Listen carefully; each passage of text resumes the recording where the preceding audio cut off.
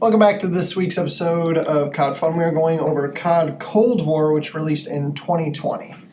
Now, this is one I have played more recently, like yesterday with my brothers. And let me tell you, out of all of the ones I've played, this one has been one of the more fun. I just started playing recently, which it could be because it's new, and I'm more excited for that over than the actual game itself.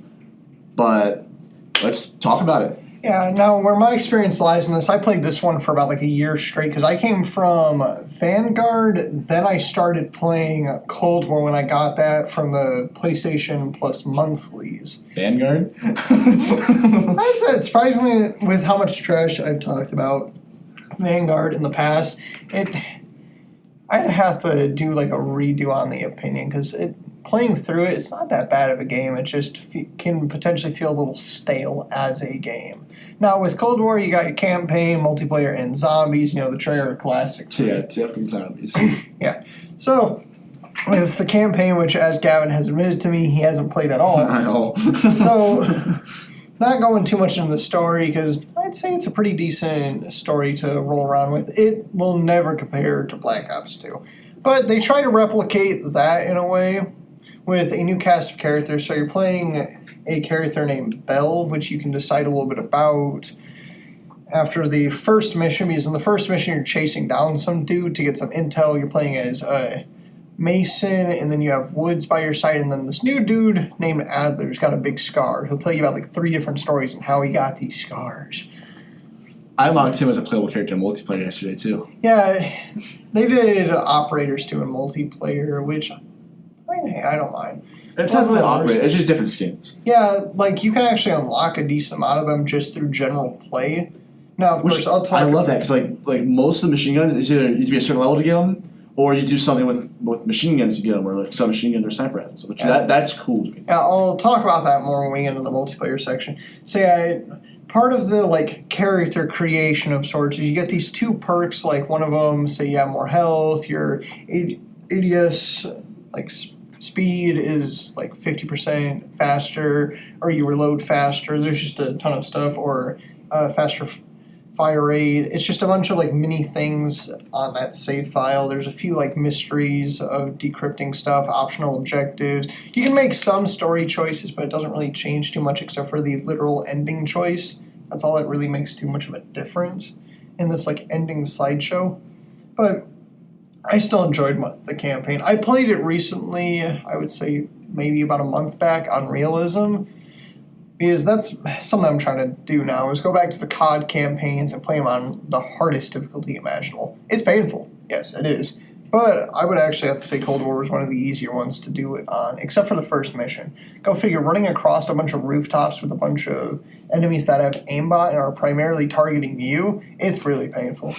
But aside from that, I'd say it was a fun campaign, though, to play around with. You can't really create your own class. You just are stuck in the mission with the guns that they give you. In some missions, you get to play as Alex Mason, you know, the OG from COD, Black Ops, and then Black Ops 2. Like I said, I enjoyed it, though. Now, heading over to the multiplayer section, I played a fair bit of multiplayer, online and offline. That multiplayer I'm doing right now, I'm doing competitive. Yeah, Gavin's going to know a bit more on the competitive side. I just play on the general hardcore versus core. It's that kind of side for me. I've gotten to where I can go against, I forget how many bots it is, but I can 30 of them. Like, kill 30 of them and not die. Veteran bots. Yeah. On the matter of multiplayer, which I love how they did their create a class system. Yeah, it sucks a little bit to level up a gun, but hey, it's understandable. Now, of course, I figured out an attachment set that works universally across every gun, because sadly they've just copied and pasted every single gun attachment.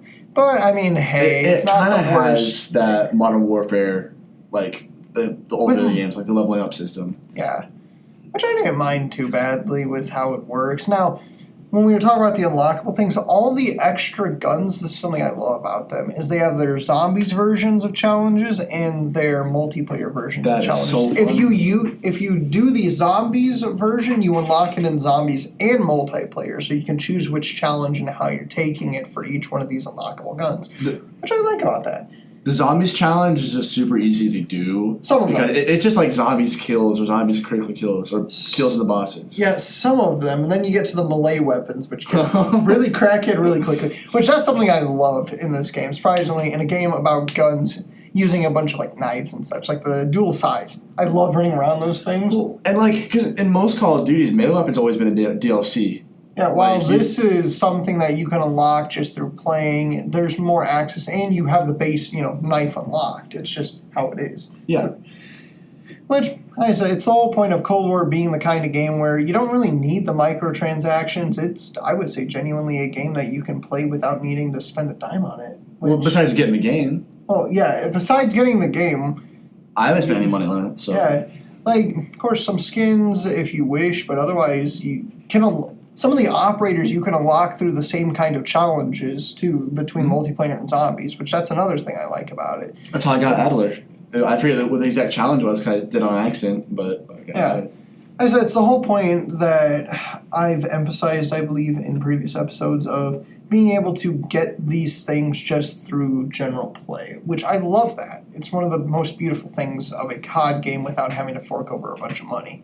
Compared to, the newest Modern Warfare 3, practically the DLC to, Modern Warfare 2. The new Modern Warfare 2. Because, go figure, they just recycled the name. At least they tried to go a little bit more, change it up a little bit by naming COD Cold War instead of, going COD Black Ops. Because technically this, I believe, takes place after Black Ops 1 and between Black Ops 2. When it comes down to size. Or not size, time-wise.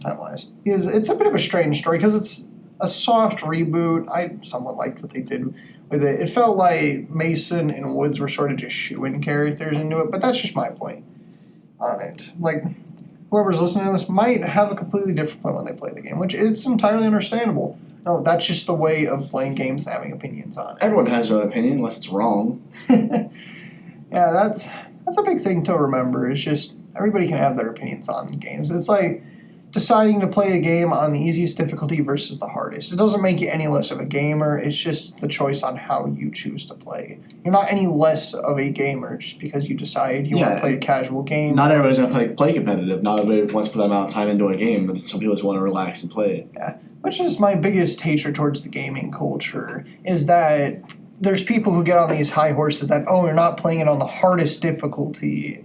You're not playing the game right. And it's like everybody, especially single-player games, you're playing it the way you want to, not for anybody else but you. And Cold War, I'd say it's somewhat the same thing on that one, is you could just play however you wish. Like, there's plenty of guns on there. I'd say all the guns are viable. Like, that's one of the that's one of the hardest things to say in a COD game these days, because you know the meta.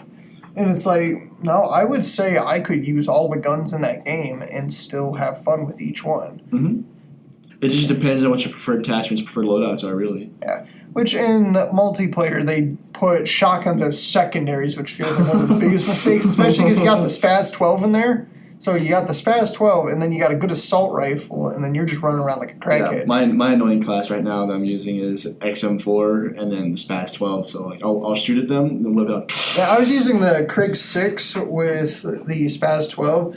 Now, I use the Krig 6 and the Marshalls. The Marshalls is the small, stubby, double-barrel shotgun. So I wanted to rename it Cancer and Cancer because one of the attachments on it is fire breath. Now, you don't got to do with something like you did with World War II where you had to load it. It's just automatically part of the gun. Reduces the range, adds fire damage. So then I didn't saw off the barrel. I went for a extended barrel to counteract the difference in range, and I have a Kimbo. So, as I said, Cancer and Cancer. One thing I tried the other day was decked out akimbo revolvers. Which, those are both treated at the same time. You can one-tap somebody. Yeah, it's fun though. It's fun. As I said, that's the whole point of Cold War, I'd say. Because people say, the newer CODs are all horrible. I mean, most of them are, I will frankly say. But Cold War, I'd say, it was a nice refresher, getting to play it and all. It's just a fun game. Now, do you have anything else to add when it comes down to multiplayer? No, I think we should go over to the zombie side of things. Okay. The zombie side of things, which of course, maybe they end up having to release the maps eventually, but of course, when I got into it, they had a decent amount of maps. You had this onslaught mode. It was fairly fun. The only two that I've done the Easter eggs for is Firebase Z. Killing that final boss is fun. And I didn't get to finish Mauer der Toten, but I've started Mauer der Toten before. Yeah, I've never completed any of the Easter eggs, but I have played all the maps. Modern Toten, D Machine, Firebase Z, and Forsaken. Forsaken's my favorite. Granted, it is one of the easiest in my opinion. If you just go into the parking lot in front of the arcade, you can just loop around the same 3 cars and potentially never die. It's just overall fun. It can get a little repetitive, but of course, it's going to be nothing like the older. I did the Easter egg D Machine too. I see. It's going to be nothing like the older zombies, but having this lens of constantly comparing things, because I can understand the want for that nostalgia and everything, but overall was just a game that I enjoyed, even though it wasn't pulling off what the old ones tried to do, but it wasn't trying to do that. And Cold War was kind of its own thing. It didn't go off any other Call of Duty, really, that I can think of. Well, as I brought up, it takes place after Black Ops 1 and before Black Ops 2. So it's in that storyline, but it's not like they're straight up just rebooting the game. It is its own game, which that's what I love about it. And, of course, all of these modes, zombies, multiplayer, as we gotta say just about every episode, that it will always be more fun with friends. This is a game I would say some can enjoy by themselves, but with friends, it can make this 100 times goofier it's or 100 times more rage-inducing, which, that's just the fun of Call of Duty. You don't play the game to just, multiplayer for the most part, if you don't expect to get a little angry. It's just the whole point of controlling that anger and making sure you don't smash a keyboard and throw your controller out a window. Yeah. So Cold War, though, it was an enjoyable year for me getting to play that game and just going through it. I had some friends who played it with me, and then they stopped. A huge thing I like on Cold War is that it is cross-platform. You can play with computer players, Xbox, PlayStation. That's one of the main benefits of the newer games is the fact of cross-platform. I wish they would go back into the older games, the ones that are still ported to now they're called the old-gen consoles, the Xbox One and PlayStation 4. Well, no, Xbox One is old-gen now, huh? Yeah. That's like 360? Yeah, that's the weird part about it, because it's like, I still play on PlayStation 4, and I get people telling me, oh, get a PlayStation 5. Not everybody can. It's a reliable system as it is. Yeah. So why do I need to get rid of it? Well, Xbox might be a little bit more reliable.